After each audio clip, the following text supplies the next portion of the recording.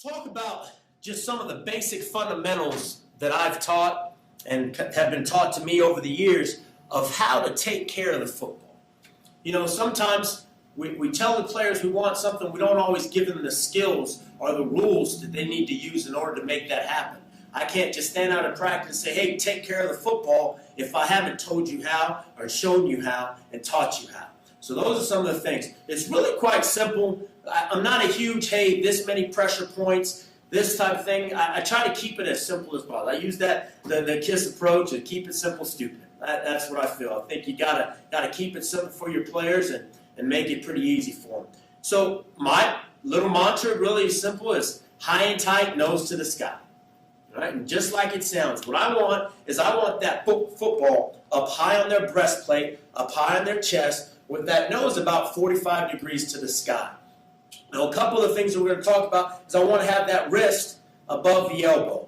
Okay? I want to see the wrist above the elbow. I never want to see it in a position to where now we're in a flat space here. You can obviously see there's just so much space, so much air that ball can slip out of, and those type of things. So I want to see him have it high and tight, nose to the sky, tight up there. Also want to make sure, it's just important, I'm not as concerned with what they do with the cone of the football, but I definitely want to have their fingers over that cone. Okay, over the cone of the football, nice and tight, so that when it's high up here, high and tight on their nose to the sky up on their chest, then it's very secure.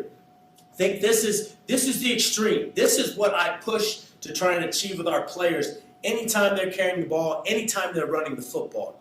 I also understand that not all the time is this place where the ball is going to exactly be, as they're running, as they're sprinting. But I do know that as that ball slips and gets a little bit looser, if I've emphasized this and they're just off of it a little bit, that ball is still protected pretty well. So that's my one-arm technique for how I want them carrying the ball, how I want them running with it. The other thing is, well, what do I do with two arms? How do I protect the ball when I've got two arms, and how do I teach that as well? Well, first off, anytime we're in traffic, I emphasize two arms. Two arms on the ball. Two arms on the ball. Two arms on the ball. Whenever you're in traffic, because you don't know where you're going to get hit from. You may get hit from behind. You may get hit from the side. Anything. But anytime you're in traffic, anytime contact's been made, you definitely need to have two arms on the ball. Now, I've shown just straight crossover, ball over here, this case like this. But I don't teach that. I think you're just not as strong that way. Well, again, I want it built based off on how we do things with it in one arm. So the ball's up, high and tight on our chest. I'm running, I'm making my cuts, I'm making a move, I'm getting to traffic. What I teach is to take that offhand, basically slap that wrist, and have it in a position here. Now what I've got is my arms kind of in a V shape here, and I want them to squeeze it. They're going to curl.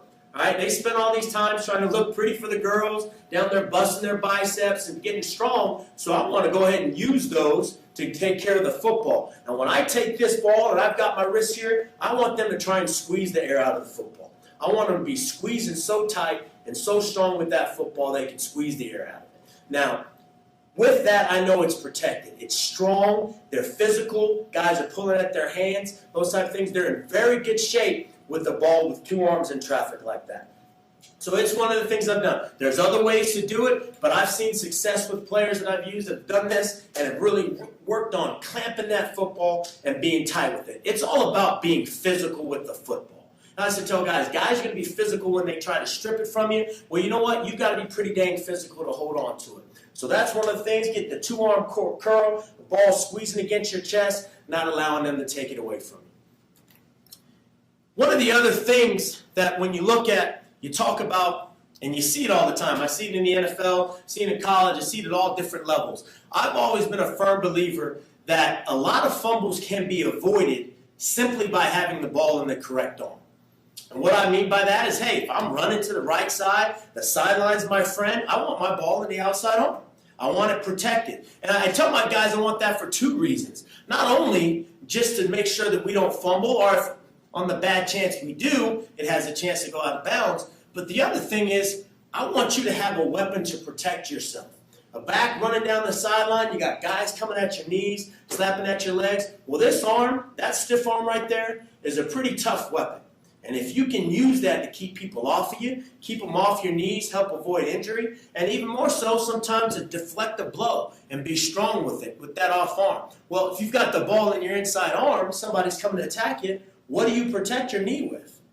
You don't have anything available. So I really want to make sure that guys carry the ball in the correct arm. It's the first off. And I tell them, you need to get it there when you first take a handoff. If you're running an outside zone, heading to the right, well, it needs to be in your outside arm. If you're running an inside zone, you bend it, put it in your outside arm. And make sure. So that's basically what I'm trying to get when I talk about getting the ball in the correct arm. I don't want us transitioning the ball 8 times, running down the field just to always keep it in our outside arm. That's one of the rules that I have. You never transition the ball when in traffic. You never transition the ball when a defender is near. You're running. You break a long run and you got the ball in the wrong arm and you're running down the field, I don't expect you to transition the ball just before you get into the end zone. I want you to run. I want you to score. So I'm not overemphasizing that to the point. But I want to make sure that, hey, I make a cut, I bounce to the outside, I started going left, I've got the ball in my outside arm, I'm trucking to the left, I make a cut, and somehow I end up back all the way up to that right sideline. Well, when I'm in the clear, when there's some space between me and the defenders, well, then that's when I want to transition the ball. The way I teach it is, again, your ball should be high and tight from the get-go, nice and high and tight up on your chest, wrist above your elbow, squeezing that ball, you got your fingers forked over the cone. As we come across, what I want us to do is I want to see us dip our shoulders a bit, ball should be on our breastplate, and all we're going to do is we're going to take this offhand, and I want us to slap our bicep.